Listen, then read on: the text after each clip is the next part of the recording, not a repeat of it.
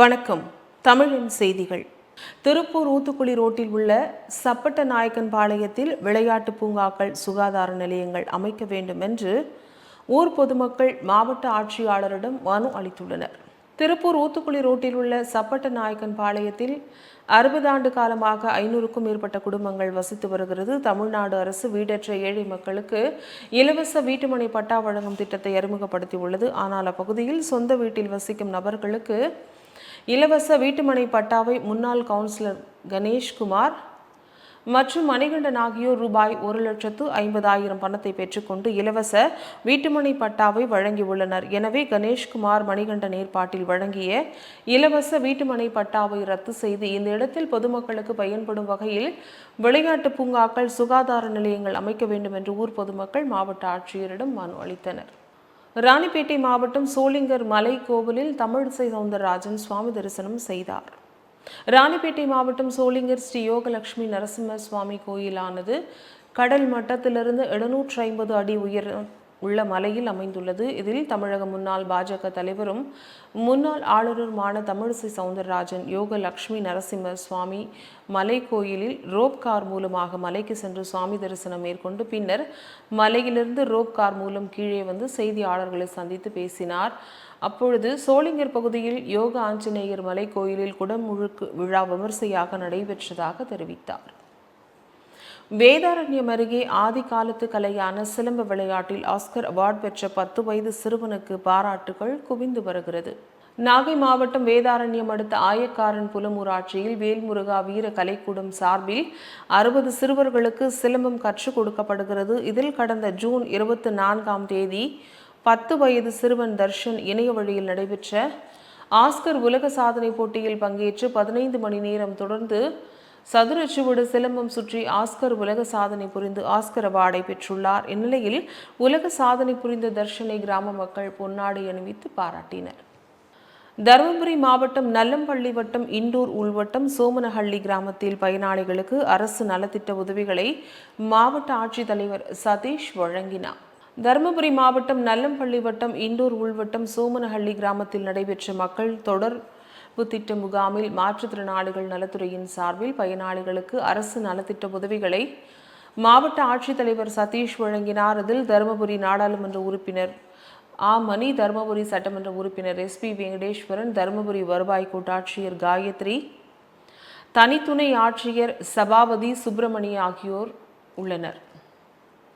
அரியலூரிலிருந்து ரெங்கசமுத்திரம் வழியாக பேருந்து சேவையினை போக்குவரத்து மற்றும் போக்குவரத்து துறை அமைச்சர் சிவசங்கர் தொடங்கி வைத்தார். அரியலூரிலிருந்து ரெங்கசமுத்திரம் வழியாக கைகாட்டிக்கும் அரியலூரிலிருந்து சாத்தமங்கலம் வழியாக திருமானூருக்கும் வழித்தடத்தை நீட்டித்து பேருந்து சேவையினை போக்குவரத்து மற்றும் போக்குவரத்து துறை அமைச்சர் சிவசங்கர் தொடங்கினார். மேலும் மாவட்டத்தின் சுற்றுலா தலமான எலாக்குறிச்சியில் 138 கோடி மதிப்பில் அடிப்படை வசதிகள் பணிகளை தொடங்கி வைத்தார். கிருஷ்ணகிரி மாவட்டம் போச்சம்பள்ளி அருகே உள்ள புளியம்பட்டி அரசு மேல்நிலைப் பள்ளியில் தீயணைப்புத் துறையின் சார்பில் தென்மேற்கு பருவமழை முன்னெச்சரிக்கை நடவடிக்கை குறித்த விழிப்புணர்வு நிகழ்ச்சி நடைபெற்றது. கிருஷ்ணகிரி மாவட்டம் புளியம்பட்டி அரசு மேல்நிலைப் பள்ளியில் மாணவிகளுக்கு போச்சம்பள்ளி தீயணைப்பு மற்றும் மீட்பு பணி நிலையத்தின் சார்பில் தென்மேற்கு பருவமழை முன்னெச்சரிக்கை குறித்த விழிப்புணர்வு நிகழ்ச்சி நடைபெற்றது. தீயணைப்பு நிலைய அலுவலர் சீனிவாசன் தலைமையில் நடைபெற்ற விழிப்புணர்வு நிகழ்வில் சுமார் 500 மாணவிகள், ஆசிரியர்கள் கலந்து கொண்டனர். தென்காசி மாவட்டம் குற்றாலத்தில் சாரல் திருவிழா நடைபெறவுள்ளது. தென்காசி மாவட்டத்தில் ஆண்டுதோறும் சிறப்பாக நடைபெற்று வரும் சாரல் திருவிழா இந்த ஆண்டு ஜூலை மாதம் 19 முதல் 27 வரையில் குற்றாலத்தில் நடைபெறவுள்ளது. இந்த சாரல் திருவிழாவில் பல்வேறு கலை நிகழ்ச்சிகள் மற்றும் விளையாட்டுப் போட்டிகள் நடைபெறுகிறது என மாவட்ட ஆட்சியர் கமல் கிஷோர் தெரிவித்தார். திருப்பூர் சிக்கண்ணா கல்லூரிக்கு எதிரில் அமைந்துள்ள MGR பகுதியில் இன்று கேஸ் சிலிண்டர் வெடித்து தீ விபத்து ஏற்பட்டது. திருப்பூர் சிக்கண்ணா கல்லூரிக்கு எதிரில் அமைந்துள்ள MGR நகர் பகுதியில் இன்று கேஸ் சிலிண்டர் வெடித்து ஏற்பட்ட தீ விபத்தில் 40க்கும் மேற்பட்ட குடிசைகளிலிருந்து சாம்பல் ஆனது. இந்த சம்பவம் குறித்து தகவல் அறிந்து விரைந்து வந்த தீயணைப்புத் துறையினர் தண்ணீரை பீச்சி அடித்து தீயை அருகில் இருக்கும் குடிசைகளுக்கு பரவாமல் தடுத்தனர். பாதிக்கப்பட்டவர்களுக்கு உணவு மற்றும் அனைத்து ஏற்பாடுகளையும் அப்பகுதி மாமன்ற உறுப்பினர் MK பாலசுப்ரமணியம் செய்து வருகிறார். தூத்துக்குடியில் பல்வேறு கோரிக்கைகளை வலியுறுத்தி மத்திய அரசை கண்டித்து பல்வேறு தொழிற்சங்கத்தினர் சாலை மறியல் போராட்டத்தில் ஈடுபட்டனர். தூத்துக்குடியில் பல்வேறு கோரிக்கைகளை வலியுறுத்தி மத்திய அரசை கண்டித்து பல்வேறு தொழிற்சங்கத்தினர் சாலை மறியல் போராட்டத்தில் ஈடுபட்டனர். இதில் விலைவாசி உயர்வை கட்டுப்படுத்த வேண்டும், குறைந்தபட்ச ஊதிய உயர்வை அதிகரிக்க வேண்டும், பொதுத்துறை நிறுவனங்கள் தனியார் மயமாக்குவதை கைவிட வேண்டும் என்பன உள்ளிட்ட பல்வேறு கோரிக்கைகளை வலியுறுத்தி 42 தொழிலாளர் நல சட்டங்களை திரும்ப பெறக்கோரி வலியுறுத்தி நாடு முழுவதும் இன்று வேலைநிறுத்த போராட்டம் நடைபெற்றது. தென்காசி புதிய பேருந்து நிலையம் முன்பு ஜாக்டோ ஜியோ கூட்டமைப்பு சார்பில் ஆர்ப்பாட்டம் நடைபெற்றது. தென்காசி புதிய பேருந்து நிலையம் முன்பு ஜாக்டோ ஜியோ கூட்டமைப்பு சார்பில் ஆர்ப்பாட்டம் நடைபெற்றது. ஆர்ப்பாட்டத்திற்கு ஜாக்டோ ஜியோ மாவட்ட ஒருங்கிணைப்பாளர்கள் தோழர் சண்முக சுந்தரம், தோழர் மார்த்தாண்ட பூபதி, தோழர் பிச்சைக்கனி, தோழர் முருகேஷ் ஆகியோர் கூட்டு தலைமை தாங்கினர். ஜாக்டோ ஜியோ உயர்மட்ட குழு உறுப்பினர் தோழர் வெங்கடேஷ் சிறப்புரையாற்றினார். தமிழ்நாடு ஆரம்ப பள்ளி ஆசிரியர் கூட்டணி மாநில செயலாளர் ராஜ்குமார் நிறைவுரையாற்றினார். தூத்துக்குடி மாநகராட்சிக்குட்பட்ட பகுதிகளில் மக்கள் குறை தீர்க்கும் முகாம்களை மண்டல வாரியாக நடத்துவதற்கு முடிவு செய்துள்ளதை தொடர்ந்து இன்று மேற்கு மண்டல அலுவலகத்தில் வைத்து நடைபெற்ற முகாமை தொடங்கி வைத்து சிறப்புரையாற்றினார். தூத்துக்குடி மாநகராட்சிக்குட்பட்ட பகுதிகளில் மக்கள் குறை தீர்க்கும் முகாம்களை மண்டல வாரியாக நடத்துவதற்கு முடிவு செய்ததை தொடர்ந்து இன்று மேற்கு மண்டல அலுவலகத்தில் வைத்து நடைபெற்ற முகாமை தொடங்கி வைத்து சிறப்புரையாற்றினார். இதில் மாநகர மேயர் ஜெகன் பெரியசாமி அவர்கள், உடன் மாநகராட்சி ஆணையர் பானோ முர்கேந்தர் லால் அவர்கள், துணை மேயர் ஜெனிட்டா, மண்டல தலைவர் அன்னலட்சுமி, பகுதி கழக செயலாளர் மாமன்ற உறுப்பினருமான சுரேஷ்குமார், பகுதி கழக செயலாளர் ரவீந்திரன், மாமன்ற உறுப்பினர்கள் கனகராஜ், சந்திரபோஸ், விஜயலட்சுமி, சீனிவாசன், ராமர், கந்தசாமி உள்ளிட்டோர் கலந்து கொண்டனர். குழித்துறை தாமிரபரணி ஆற்றின் கரையில் பலி போடும் நிகழ்ச்சியை பால்வளத்துறை அமைச்சர் மனோ தங்கராஜ் துவக்கி வைத்தார். குழித்துறை தாமிரபரணி ஆற்றின் கரை குழித்துறை நகராட்சி சார்பில் ஆடி அமாவாசையை முன்னிட்டு ஆண்டுதோறும் பலி போடும் நிகழ்ச்சி நடைபெறுவதுண்டு. இந்நிலையில் இந்த ஆண்டு துவக்க விழா நிகழ்ச்சியில் நகராட்சி தலைவர் பொன் ஆசை தம்பி தலைமையில் முன்னாள் அமைச்சர் சுரேஷ் ராஜன் முன்னிலையில் பால்வளத்துறை அமைச்சர் மனோ தங்கராஜ் துவக்கி வைத்தார். கூட்டத்தில் நகராட்சி ஆணையர், கவுன்சிலர்களான பிஜு, ரத்னமணி, லலிதகுமாரி, வழக்கறிஞர் லாரன்ஸ், சில்வின், மன்னரிப்பு, ராஜ்குமார், ஏராளமான மக்கள் கலந்து கொண்டனர். கன்னியாகுமரி மாவட்டம் கருங்கல் பகுதியில் கருங்கல் ஜார்ஜ் தமிழன் தொலைக்காட்சிக்கு பேட்டியளித்தார்.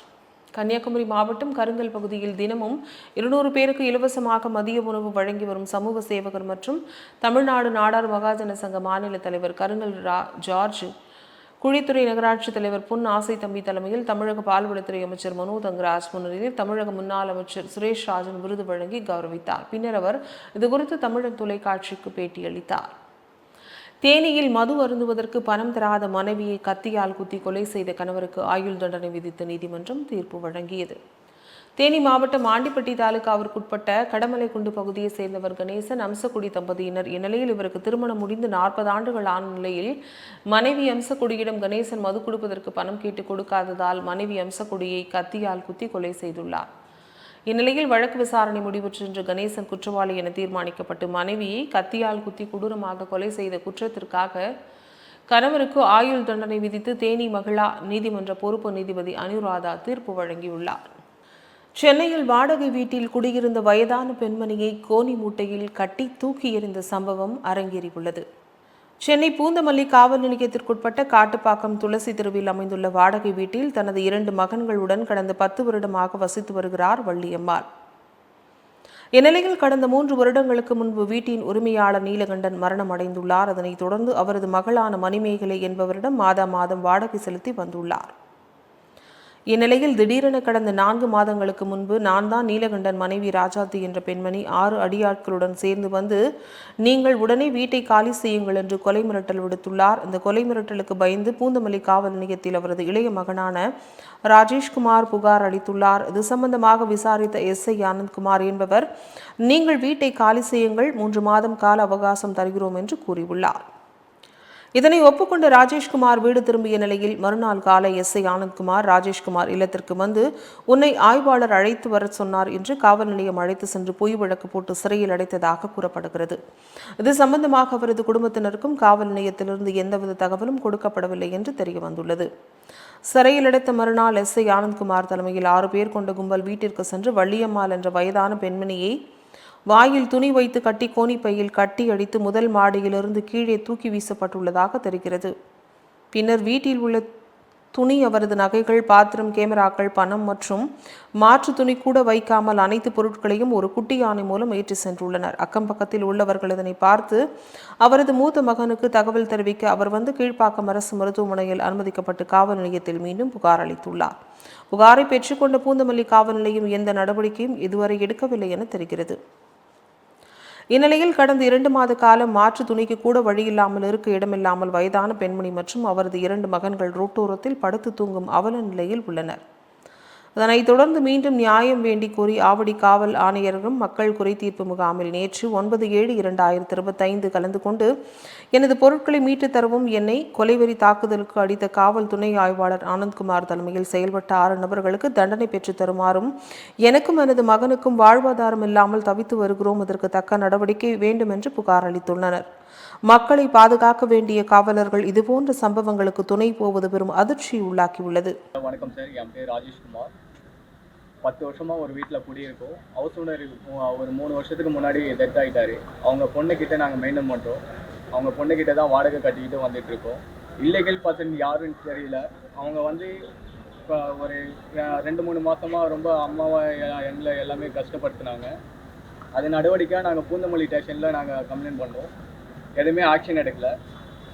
அவங்க கம்ப்ளைண்ட் பண்ணி நாங்கள் மூவ் பண்ணுறப்ப ஒரு 2-3 நாளில் என்னை ரிமாண்ட் பண்ணாங்க. என் அம்மாவை என்னை ரிமாண்ட் பண்ணிவிட்டு என் அம்மாவை அடிச்சிருக்காங்க. அடிச்சுட்டு 6 பேர் சேர்ந்து அடித்து அவங்கள கஷ்டப்படுத்தி ஓனி மூட்டையிலெல்லாம் கட்டி வாயிலெல்லாம் பேண்டேஜெலாம் ஒட்டியிருக்காங்க. இதெல்லாம் போலீஸ் நின்று பக்கத்துலேயே ஆனந்தகுமார் என்ற எஸ்ஐ ஒருத்தர் நின்று பார்த்துருந்துருக்காரு. இதுக்கெல்லாம் அவதூறான ஒரு விஷயத்துக்கு அவர் ஏன் இவ்வளோ பாவ செயல்பட்டார் எனக்கு தெரியல. எங்கள் பொருள், எங்கள் வாழ்வாதாரம் எல்லாமே, என் கேமரா, எங்கள் நகை, எங்கள் கேஸு, எங்கள் துணிமணி எல்லாமே கொண்டு போய் வச்சுருக்காங்க. இதுக்கு எந்த ஒரு பதிலுமே கிடையாது. அவங்க போலீஸ்கிட்ட போனாலும் எந்த ஒரு விஷயமும் கோர்ட்டில் பார்த்துக்குங்கன்ற மாதிரி திமிராக தான் பேசுகிறாங்க. எங்கே போய் சொன்னாலும் நாங்கள் தான் ஆக்ஷன் எடுக்கணும், எந்த ஒரு ஆஃபீஸில் போனாலும் நாங்கள் தான் பண்ணணும், நடவடிக்கை எடுக்கணுன்ற மாதிரி மிரட்டுறாங்க. இதுவரையும் எங்களுக்கு எந்த பதிலுமே கிடைக்கல. எதுக்காக இந்த ஒரு செயல் நடக்குது எனக்கு தெரியல சார். உங்களை எதுக்கு ரிமாண்ட் பண்ணாங்க? என்ன கேஸ், என்ன நீங்கள் என்ன பண்ணீங்க சார்? நான் எதுவுமே பெருசாக எதுவுமே பண்ணல. கேட்டு அம்மாவை அடிச்சிருக்காங்கன்ற ஒரு கோபத்தில் கேட் ஓப்பன் பண்ணேன். அது தவிர எனக்கு எந்த ஒரு தவறுமே இல்லை சார். இதை வச்சு அவங்க காலையில் நான் ஷிஃப்ட்டு முடிச்சுட்டு போகிறேன், 6:30 மணிக்கு என்னை கூப்பிட்டு போனாங்க. பேசணும் தான் இன்ஸ்பெக்டர் கூப்பிட்டாரு, பேசணுன்னு தான் கூப்பிட்டு போனாங்க. அதை அப்படியே உட்கார வச்சு என்னை விசாரித்தாங்க. எங்கடா வேலை செய்கிறேன்ட்டு கேட்டாங்க. நான் மீடியாவில் வேலை செய்கிறேன்ற மாதிரி சொன்னேன். அதுக்கப்புறம் கீழே உட்கார்றா மீடியா என்ன பெரிய மயிராடான்ட்டு ஆனந்தகுமார் எஸ்ஐ தான் சொன்னார். அதுக்கப்புறம் நான் என்னை ரிமாண்ட் பண்ணுவாங்கன்னு எனக்கு தெரியாது. அன்றைக்கி ஈவினிங்கே ரிமாண்ட் பண்ணிட்டாங்க. எனக்கு வீட்டில் தகவல் சொல்லுங்கள் சார்னு சொன்னேன். எதுவுமே சொல்லலை. வீட்லேயும் இந்த 4 நாளுக்கு அப்புறம் தான் எங்கள் வீட்லேயே தகவல் தெரிவித்தாங்க. புகார் கொடுத்துருக்கோம் சார். இதுக்கப்புறம் என்ன ஆக்ஷன் எடுப்பாங்கன்னு தெரியல. இப்போ தான் நாங்கள் வந்து கொடுக்குறோம். இவங்களும் ஒரு சரியான நடவடிக்கை எடுப்பாங்களா என்னன்னு தெரியல. கண்டிப்பாக எடுப்பாங்கன்னு நம்பிக்கை இருக்குது. ஓகே. உங்கள் அம்மா ஹாஸ்பிட்டலில் அட்மிட் ஆயிருந்தாங்க இல்லையா? ஆமாம் சார். அதுக்கப்புறம் வந்து எங்கள் ஹாஸ்பிட்டலில் வந்து நீங்கள் ஏஆர் காப்பி கொடுத்துருப்பாங்க. அதுக்கப்புறம் நீங்கள் எதுவும் கம்ப்ளைண்ட் கொடுத்த நடவடிக்கை எடுக்கலையா? இல்லை சார், கொடுத்த தூக்கி போட்டாங்க. எதுவும் இருந்தாலும் நீங்கள் ஆக்ஷன் எடுக்க மாட்டாங்க போலீஸ். நீங்கள் சொல்லுங்கள். என்னை அடிச்சு அந்த எஸ்ஐ சார் கீழே தான் இருந்தார். இந்த மேலே ஓடியாடுறேன், அப்படியே அடிச்சு கீ தள்ளிட்டு நினைவில்லாது வீந்துட்டு தேக்கு சுற்றி கோனில் கட்டி கீழே போட்டாங்க. கோனில் கட்டி எங்கே போட்டாங்க? கீழே போட்டாங்க. கீழே போட்டு பூட்டிட்டாங்க. கோனி மூட்டையில் உங்களை போட்டாங்களா? அப்புறம் அந்த பக்காக்க வந்ததை என்னை அவுத்து விட்டாங்க. டிஎம்சியில் இருந்தால் 1 மாதம். அதுக்கப்புறம் ஸ்டேஷனில் கம்ப்ளைண்ட் கொடுத்தீங்களா? கொடுத்தா இடத்துலையே எங்கே போய் பார்க்கணுமோ பாருங்க, கோரட்டில் பார்த்துங்க, எங்கே பார்த்துங்க. 2 மாதம் ஆளிகிறாங்க. கோயம்பேட்டில் போய் படுக்கிறேன், அங்கங்கே வேலை செய்கிற வத்த படுக்கிறேன். நான் ரொம்ப அவசரப்படுறேன் சார். இப்போ உங்கள் துணிமணி, உங்கள் பாத்திரம் பண்ணுற துணியோட இருக்கிறேன். எந்த சாமானும் இல்லை. கேமராவை ஏற்ற மாட்டாங்க, லென்சிங்கில் ஏற்ற மாட்டாங்க, நகைங்க ஏற்ற மாட்டாங்க. எல்லாமே 14 கால சவரம் எடுத்துட்டாங்க. சிலிண்டரை வச்சு இந்த 1.5 லட்சம் நான் வாடகை அட்வான்ஸ் கட்டணும், அதுவும் எடுத்துட்டாங்க. என் நகையெல்லாம் கூட கம்பலெல்லாம் கூட பிடிங்க மாட்டாங்க. Okay okay. கோவை குனியமுத்தூர் பகுதி கழகம் மற்றும் இளைஞரணி சார்பில் முத்தமிழறிஞர் கலைஞர் பிறந்தநாள் விழா நடைபெற்றது. கோவை வடக்கு மாவட்டம் தொண்டாமுத்தூர் சட்டமன்ற தொகுதி குனியமுத்தூர் பகுதி கழகம் மற்றும் இளைஞரணி சார்பில் முத்தமிழறிஞர் கலைஞர் பிறந்தநாள் விழா மற்றும் நாடு போற்றும் 4 ஆண்டு இது தொடரட்டும் பல்லாண்டு திமுகவின் சாதனை விளக்க பொதுக்கூட்டம் கோவை குனியமுத்தூர் வஹாப் பெட்ரோல் பங்க் எதிரில் உள்ள மர்வா ஸ்டோர் அருகே நடைபெற்றது. நிகழ்ச்சிக்கு குனியமுத்தூர் பகுதி கழக செயலாளர் லோகநாதன், கோவை வடக்கு மாவட்ட இளைஞரணி அமைப்பாளர் ஹக்கீம் ஆகியோர் தலைமை தாங்கினர். குனியமுத்தூர் பகுதி கழக இளைஞரணி அமைப்பாளர் முகமது ஃபாசில் வரவேற்புரை வழங்கினார். கோவை பிஎஸ்சி தொழில்நுட்ப கல்லூரியின் விருது வழங்கும் விழா 492 மாணவர்கள் பட்டங்களை பெற்றனர். பிஎஸ்சி தொழில்நுட்ப கல்லூரியின் மின்னணு மற்றும் தொடர்புடைய பொறியியல் துறைகளின் இளங்கலை மற்றும் முதுகலை பட்டதாரிகளான விருது வழங்கும் விழா பிஎஸ்சி மருத்துவமனை கலையரங்கத்தில் நடைபெற்றது. இதில் பிஎஸ்சி அண்ட் சன்ஸ் சேரிட்டிஸ் அறக்கட்டளையின் நிர்வாக அறங்காவலர் எல் கோபாலகிருஷ்ணன் தலைமை வகித்தார். கல்லூரியின் முதல்வர் டாக்டர் கே பிரகாஷன் வரவேற்புரை ஆற்றினார். கோயம்புத்தூர் மாவட்டம் பொள்ளாச்சி அடுத்த ஆனைமலை தனியார் திருமண மண்டபத்தில் ஆனைமலை நகர திமுக துணை செயலாளர் அபுதாஹிர் இல்ல திருமண விழா நடைபெற்றது. கோயம்புத்தூர் மாவட்டம் பொள்ளாச்சி அடுத்த ஆனைமலை தனியார் திருமண மண்டபத்தில் ஆனைமலை நகர திமுக துணை செயலாளர் அப்துஹீர் இல்ல திருமண விழா நடைபெற்றது. திருமண விழாவில் மணமக்களை பொள்ளாச்சி பாராளுமன்ற உறுப்பினர் ஈஸ்வரசுவாமி வாழ்த்தினார். பின்பு தமிழகத்தில் நடைபெற்றுக் கொண்டிருக்கும் நல்லாட்சியில் மக்களுக்கு சேவை செய்ய எண்ணற்ற பல திட்டங்கள் தமிழக முதல்வர் அறிவித்துள்ளதாகவும் மகளிர் உரிமை தொகை விடுபட்டவர்கள் அனைவருக்கும் வழங்கப்படும் என தெரிவித்தார். பாகநேரியில் முன்னாள் மேலவை உறுப்பினர் திருஞான சம்பந்தன் நினைவு தினத்தை முன்னிட்டு மாட்டு வண்டி எல்லை பந்தயம் 88 ஜோடி மாடுகள் பங்கேற்றது. சிவகங்கை மாவட்டம் மதகுப்பட்டி அருகே பாகநேரியில் முன்னிட்டு மாபெரும் இரட்டை மாட்டி எண்டி எல்லை பந்தயம் நடைபெற்றது. பாகநேரி மதகுப்பட்டி சிவகங்கை சாலையில் நடைபெற்ற இப்போட்டியில் பெரிய மாடு, நடுமாடு, சிறிய மாடு, கரிச்சான் என 4 பிரிவுகளாக பந்தயம் நடைபெற்றது. இந்த மாட்டு வண்டி பந்தயத்தில் பெரிய மாடு பிரிவில் 14 ஜோடிகள், நடுமாடு பிரிவில் 22 ஜோடிகள், 2 சுற்றுகளாக நடைபெற்ற சிறிய மாடு பிரிவில் 28 ஜோடிகள் மற்றும் கரிச்சான் பிரிவில் 24 ஜோடிகள் என மொத்தம் 88 ஜோடிகள் பங்கேற்றது. தஞ்சாவூர் அறிவு திருக்கோயில் அறக்கட்டளை சார்பில் உலக சமுதாய சேவா சங்கத்தின் கிராமிய சேவை திட்டம் நிறைவு விழா நிகழ்ச்சி விநாயகர் கோயில் அருகே வளாகத்தில் நடந்தது.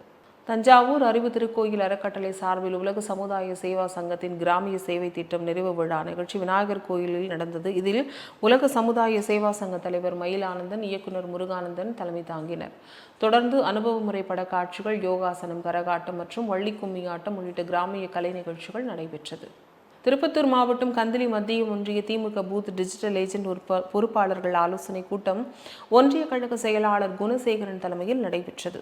திருப்பத்தூர் மாவட்டம் கந்திலி மத்திய ஒன்றிய திமுக சார்பில் பிடிஏ பூத் டிஜிட்டல் ஏஜென்ட் ஆலோசனை கூட்டம் நடைபெற்றது. இந்த ஆலோசனை கூட்டமானது மாவட்ட கவுன்சிலர், மாவட்ட திட்டக்குழு உறுப்பினர், மத்திய ஒன்றிய செயலாளர் வழக்கறிஞர் குணசேகர் தலைமையில் நடைபெற்றது. சங்கிலி ஒன்றிய குழு பெருந்தலைவர் திருமதி திருமுருகன் அவர்கள் வாழ்த்தி பேசினார்.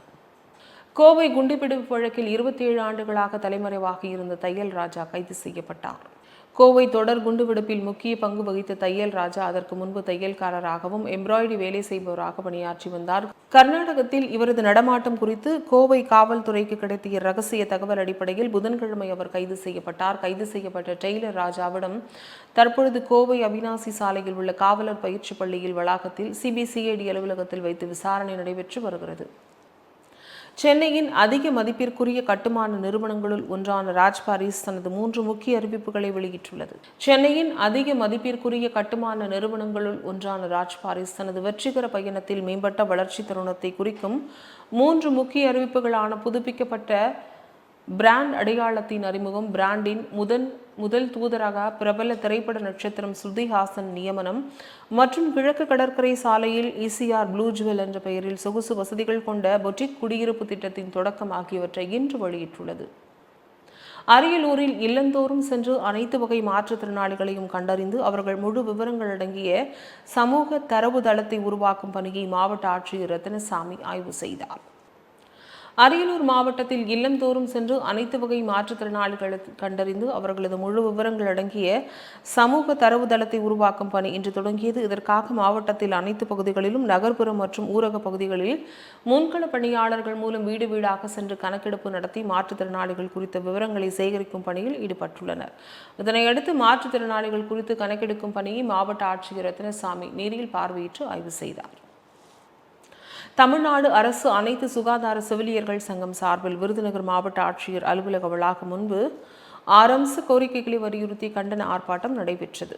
விருதுநகரில் தமிழ்நாடு அரசு அனைத்து சுகாதார செவிலியர்கள் சங்கம் சார்பில் 6 அம்ச கோரிக்கைகளை வலியுறுத்தி மாவட்ட ஆட்சியர் அலுவலக வளாகம் முன்பு மாநில துணைத் தலைவி வள்ளியம்மாள் தலைமையில் கண்டன ஆர்ப்பாட்டம் நடைபெற்றது. ஆர்ப்பாட்டத்தில் தடுப்பூசி பணியில் MLHP உட்படுத்தும் இயக்குநர் உத்தரவை திரும்பப் பெற வேண்டும் உள்ளிட்ட 6 அம்ச கோரிக்கைகளை வலியுறுத்தி ஆர்ப்பாட்டம் நடைபெற்றது. கோவையில் திமுக மாவட்ட துணை செயலாளர் பேசிய வீடியோ வெளியாகி பரபரப்பை ஏற்படுத்தியுள்ளது.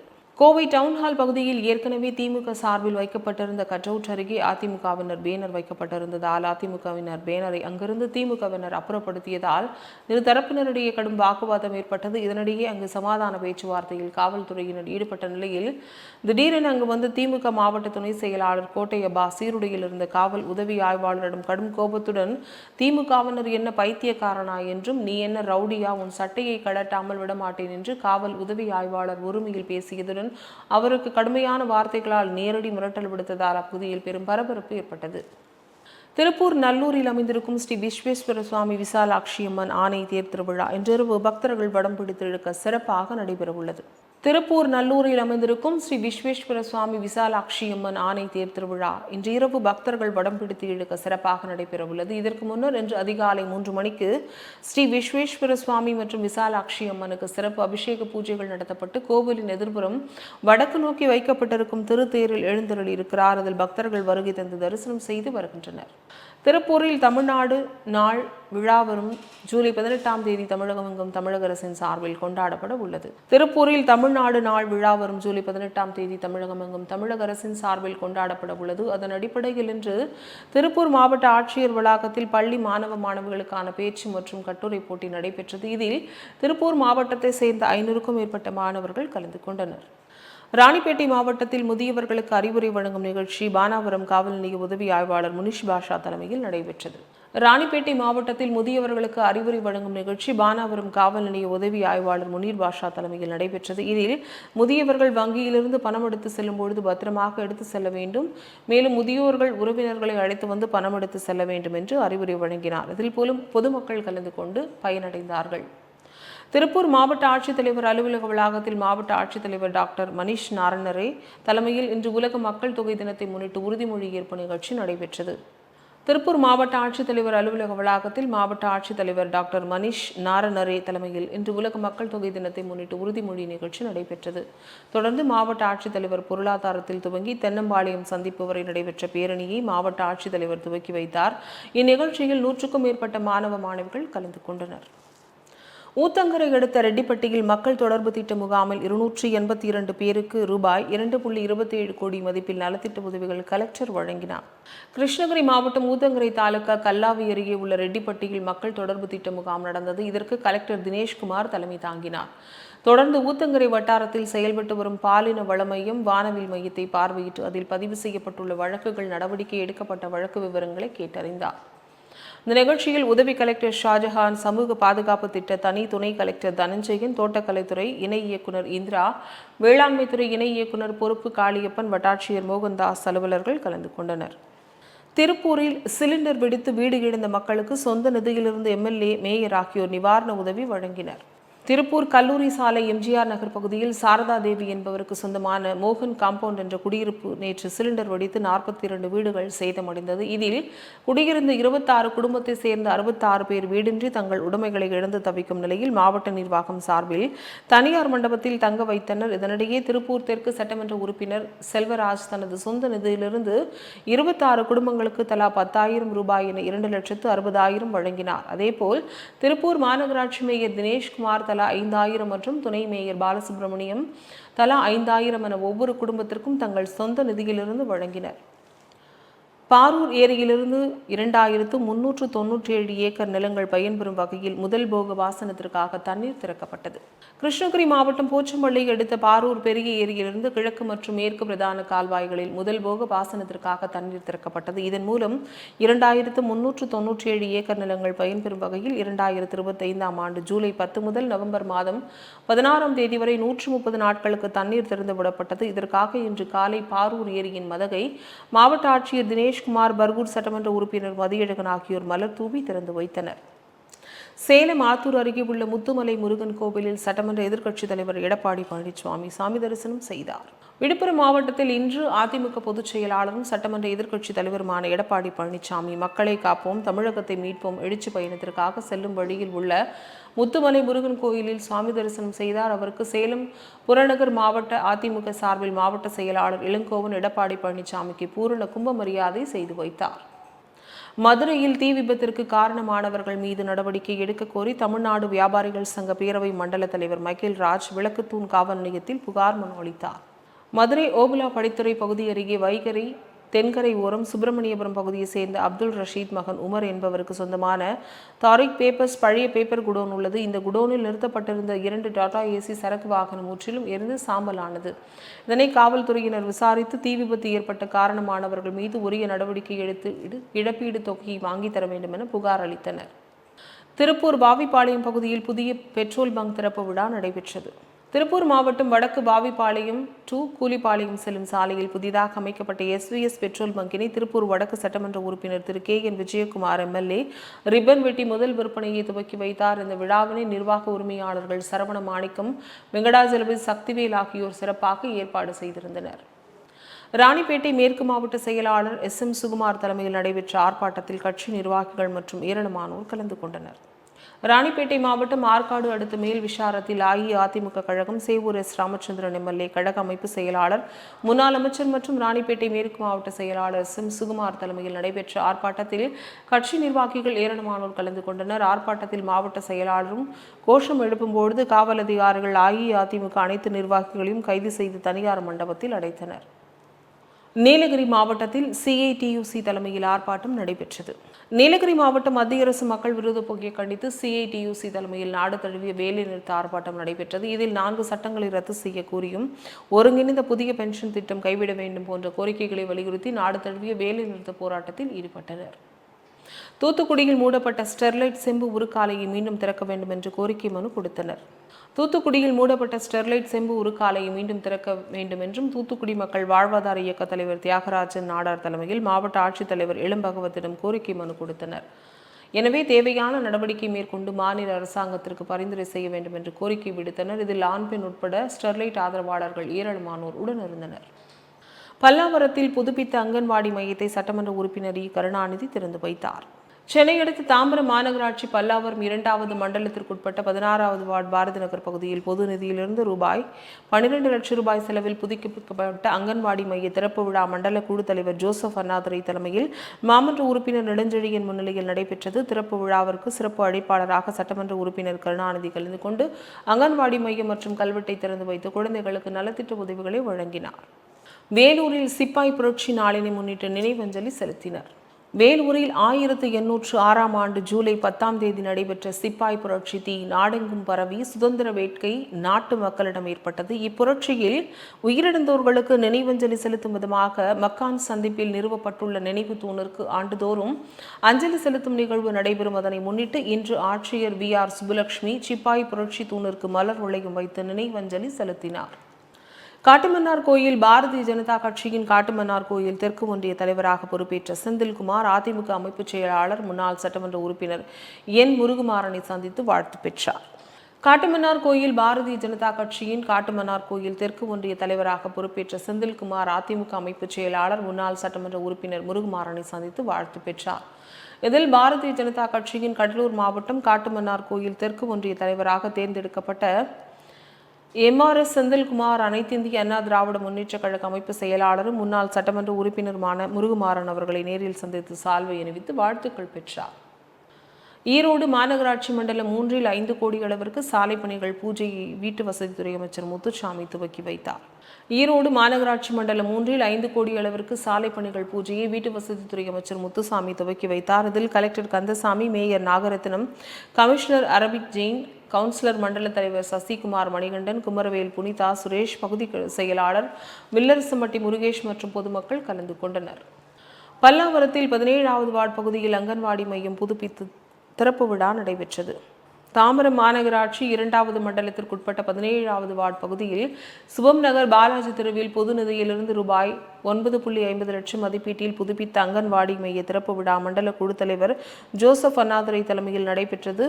நிகழ்ச்சிக்கு சிறப்பு அழைப்பாளராக பல்லாவரம் சட்டமன்ற உறுப்பினர் கருணாநிதி கலந்து கொண்டு அங்கன்வாடி மையம் மற்றும் கல்வெட்டை திறந்து வைத்தார். சிவகங்கை மாவட்டம் காரைக்குடி மாநகராட்சியில் இன்று சாதாரண கூட்டம் நடைபெற்றது. சிவகங்கை மாவட்டம் காரைக்குடி மாநகராட்சியில் இன்று சாதாரண கூட்டம் மேயர் முத்துதுரை தலைமையில் நடைபெற்று வருகிறது. இதில் அதிமுகவில் 7 உறுப்பினரும், காங்கிரஸில் 3 உறுப்பினரும், மேலும் திமுக துணை மேயர் உட்பட 9 உறுப்பினரும், கம்யூனிஸ்டில் 1 உறுப்பினர், சுயேட்சையில் 2 உறுப்பினர்கள் திமுக மேயருக்கு எதிராக காரைக்குடி ஆணையாளர் சங்கரனை சந்தித்து நம்பிக்கையில்லா தீர்மானம் கொண்டு வர வேண்டும் என மனு அளித்தனர். சென்னை ராயப்பேட்டையில் உள்ள தலைமை அலுவலகத்தில் அனைத்திந்திய தமிழ் எழுத்தாளர்கள் சங்கம் சார்பில் சான்றோர் சந்திப்பு நிகழ்ச்சி நடைபெற்றது. சென்னை ராயப்பேட்டையில் உள்ள தலைமை அலுவலகத்தில் அனைத்திந்திய தமிழ் எழுத்தாளர்கள் சங்கம் சார்பில் சான்றோர் சந்திப்பு நிகழ்ச்சி நடைபெற்றது. நிகழ்ச்சியில் சிறப்பு விருந்தினராக KG ரகுநாதன் கலந்து கொண்டு சிறப்புரையாற்றினார். கரந்தை இரா சரவணன் நர்மதை நதியை வலம் வந்த அனுபவங்களை எடுத்துரைத்தார். நிகழ்ச்சியில் தலைவர் ராமகுருமூர்த்தி, பெரியண்ணன், இதய கீதம் ராமானுஜம் மற்றும் ஏராளமான தமிழ் எழுத்தாளர்கள் கலந்து கொண்டனர். விருதுநகர் மாவட்டம் சாத்தூரில் நடைபெற்ற மதிமுக பொதுக்கூட்டத்தில் வைகோ பேசிக் கொண்டிருக்கும் பொழுது எழுந்து சென்ற தொண்டர்களையும் காலி இருக்கைகளையும் வீடியோ எடுத்த செய்தியாளர்கள் மீது தாக்குதல் நடத்தப்பட்டது. விருதுநகர் மாவட்டம் சாத்தூரில் நெல்லை மண்டல மதிமுக நிர்வாகிகள் ஆலோசனை கூட்டத்தில் வைகோ பங்கேற்று உரையாற்றிக் கொண்டிருக்கும் பொழுது சில தொண்டர்கள் பொதுக்கூட்டத்திலிருந்து வெளியேறுவதைக் கண்டு கோபமடைந்த வைகோ உள்ளே வந்து அமராவிட்டால் நான் பேசவில்லை என்று தெரிவித்தார். அப்பொழுது காலியாக இருந்த இருக்கைகளை படம் பிடித்த செய்தியாளர்களை திட்டியதோடு அவர்களின் கேமராக்களை பறிக்குமாறு தொண்டர்களிடம் தெரிவித்தார். அப்போது தொண்டர்கள் சிலர் செய்தியாளர்கள் மீது தாக்குதல் நடத்தினர். அதில் ஒரு செய்தியாளருக்கு தலையில் காயம் ஏற்பட்டது. அப்போது செய்தியாளர்களை போலீசார் பத்திரமாக மீட்டு வெளியே அழைத்து சென்றனர். இதனால் சிறிது நேரம் அங்கு பரபரப்பு ஏற்பட்டது. கோவை மதுக்கரை தர்மலிங்கேஸ்வரர் கோயிலில் கும்பாபிஷேக விழா விமர்சையாக நடைபெற்றது. கோவை மதுக்கரை தர்மலிங்கேஸ்வரர் கோயிலில் கும்பாபிஷேக விழா விமர்சையாக நடைபெற்றது. அதனைத் தொடர்ந்து இன்று காலை திருப்பள்ளி எழுச்சி மூலமூர்த்திகளுக்கு ஆனந்தையாட்டல், காப்பணித்தல், 4ஆம் கால வேள்வி, திருக்குடங்கள் புறப்பாடு உள்ளிட்டவை நடைபெற்றதை தொடர்ந்து ராஜகோபுரம், விமானங்கள், பரிவாரங்கள், மூலமூர்த்திகளுக்கு கும்பாபிஷேகம் வெகு விமர்சையாக நடைபெற்றது. இத்துடன் செய்திகள் நிறைவடைகின்றன. மீண்டும் செய்திகள் 8:30 மணிக்கு. தொடர்ந்து பல்வேறு நிகழ்ச்சிகளை காண இணைந்திருங்கள் தமிழின் தொலைக்காட்சியுடன். வணக்கம்.